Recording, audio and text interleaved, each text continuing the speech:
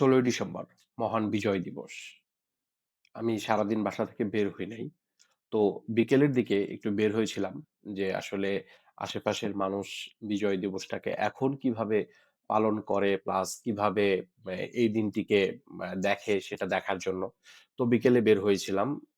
Normally আগের দিনগুলোতে দেখতাম যে প্রতিটা দোকানে, দোকানে জাতীয় পতাকা উত্তোলন করা থাকতো এবং প্রতিটা বাসার ছাদে প্রচুর পরিমাণে পতাকা উড়তো।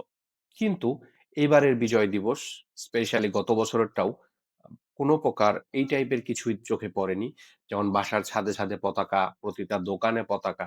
অথচ একটা সময় ছিল যখন আমরা আগের দিন রাত অর্থাৎ ১৫ই ডিসেম্বর রাত থেকেই উদগ্রীব থাকতাম যে কিভাবে ১৬ই ডিসেম্বর দিনটি পালন করা যায়, কিভাবে বিজয় র্যালিতে অংশগ্রহণ করব, কিভাবে কই থেকে ফুল সংগ্রহ করব, ফুল সংগ্রহ করে মালা গেঁথে অথবা ভিন্নভাবে সেগুলো শহীদ মিনারে দেব।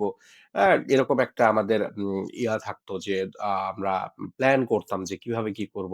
কিন্তু এখন এইবার যেটা দেখলাম যে আসলে ওরকম কোনো মানে আড়ম্বর কোনো ভাব তো বাদ দিলাম। কুচকাওয়াজ হয় না। আরো অনেক কিছুই হয় না। যেমন আগের ভিডিওতে বলেছিলাম যে পতাকাওয়ালা খুঁজে পাচ্ছিলাম না একটা পতাকা কেনার জন্য। একটা পতাকা সংগ্রহ করার জন্য। অনেক কষ্টে সেটা পেয়েছিলাম। কিন্তু আ এবার তো কোথাও পতাকা উড়তেও দেখি না। কারো মানে ওরকম কোনো ভাব নেই। আগে যেটা ছিল তো এখন তেমনটি দেখা যায় না। তারপর এগুলো দেখে আসলে অনেকটা কষ্টই লেগেছে। আসলে মানুষ ইতিহাস থেকে অনেকটাই দূরে সরে যাচ্ছে। মানুষ ইতিহাস জানার চেষ্টা করছে না।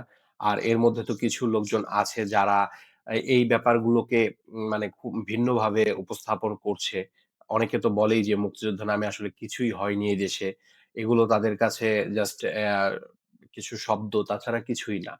আসলে আমরা যারা মুক্তিযুদ্ধকে ধারণ করি, আমাদের কাছে এই শব্দগুলো, এই পতাকা, এই দেশ আমাদের একটি আবেগের জায়গা।